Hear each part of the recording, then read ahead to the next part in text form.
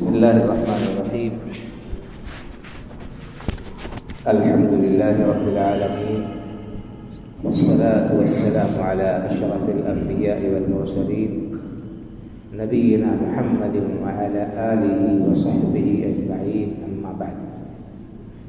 عن عبد الله بن عمرو بن العاص رضي الله عنهما قال: سمعت رسول الله صلى الله عليه وسلم يقول: إن الله لا يقبض العلم انتزاعا ينتزعه من العباد، ولكن يقبضه بقبض العلماء، حتى إذا لم يبق عالما اتخذ الناس رؤوسا جهالا فسئلوا فأفتوا بغير علم فضلوا وأضلوا، أو كما قال صلی اللہ علیہ وسلم. یہ حدیث بخاری اور مسلم کی ہے. اس حدیث میں اللہ کے رسول صلی اللہ علیہ وسلم نے بڑی عظیم بات بیان فرمائی ہے. آپ نے ارشاد فرمایا کہ اللہ تعالیٰ علم کو بندوں کے دلوں سے چھین کر نہیں نکالے گا اور ختم کرے گا. ایسا نہیں ہوگا کہ اللہ تعالیٰ لوگوں کے دلوں سے علم کو نکال دے، علم کو اس طرح سے ختم کر دے. ولیکن یقبض العلم بقبض العلماء. اللہ تعالیٰ علم کو کیسے اٹھائے گا، دنیا سے شریعت کا علم کیسے ختم ہوگا دھیرے دھیرے، کہ اہل علم جو شریعت کا علم رکھنے والے علماء ہیں ان کی وفات ہوتی جائے گی، وہ اٹھتے جائیں گے اور ان کا کوئی جانشین، ان کا کوئی بدل نہیں بچے گا. ولیکن یقبضہ بقبض العلماء حتی اذا لم یبق عالما اتخذ الناس رؤوسا جہالا. یہاں تک کہ رفتہ رفتہ سارے کے سارے عالم ختم ہو جائیں گے، علماء ختم ہو جائیں گے، اور شریعت کا علم رکھنے والے، شریعت کے مسائل جاننے والے، قرآن و حدیث کا علم رکھنے والے علماء بچیں گے نہیں، اور لوگ جاہلوں کو اپنا سردار بنا دیں گے. فسئلوا، اور ان سے پوچھا جائے گا، سوال کیا جائے گا، مسئلہ پوچھا جائے گا. فافتوا بغیر علم، اور یہ دیکھنے میں بظاہر عالم نما ہوں گے، وضاحت سے، شکل شباہت سے، جبے خبے سے، لیکن حقیقت میں ان کے پاس دین کا علم نہیں ہوگا، قرآن و حدیث کا علم نہیں ہوگا، بلکہ کیا ہوگا، وہ علم سے، شریعت کے علم سے کورے ہوں گے. فسئلوا فافتوا بغیر علم، اور بغیر علم کے ادھر ادھر کی ہانکیں گے، اٹکل پچو مسئلے بتائیں گے بغیر دلیل کے. فضلوا واضلوا، خود بھی گمراہ ہوں گے اور دوسروں کو بھی گمراہ کریں گے.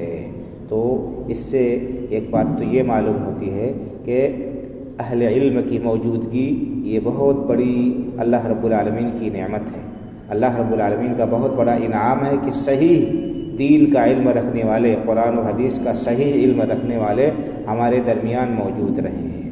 جب تک اہل علم رہیں گے تب تک لوگ گمراہی سے محفوظ رہیں گے، کیونکہ وہ ان کی صحیح رہنمائی کریں گے، ان کو اللہ، اس کے رسول صلی اللہ علیہ وسلم کے احکام سے واقف اور آگاہ کریں گے. تو یہ بہت بڑی نعمت ہے اللہ رب العالمین کی، ہمیں اس نعمت کی قدر کرنا چاہیے.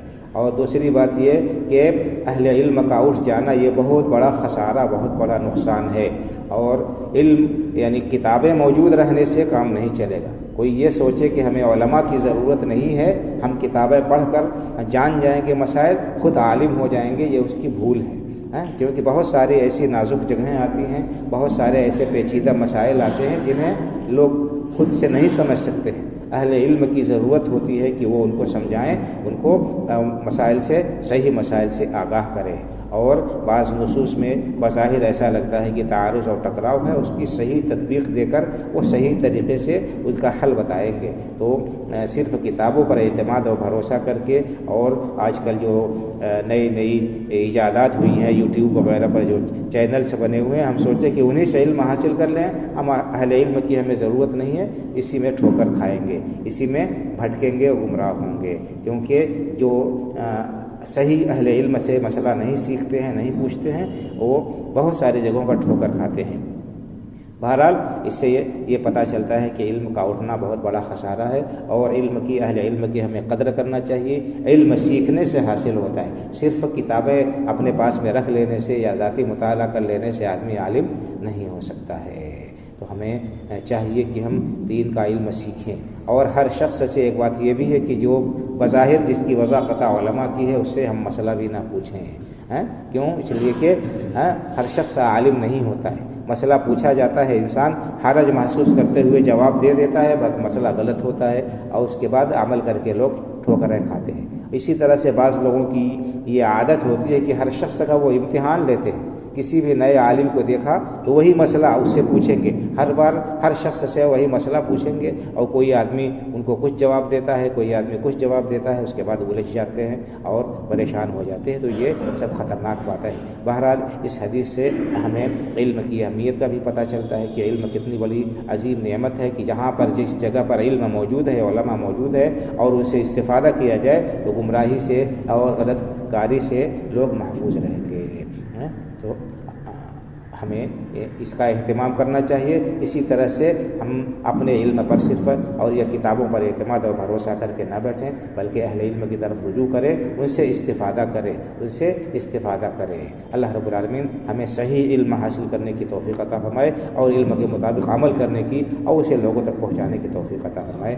آمین. وآخر دعوانا الحمدللہ رب العالمین وصلی اللہ علی نبینا محمد وعلی آلہ وصحبہ اجمعین. والسلام علیکم ورحمۃ اللہ وبرکاتہ.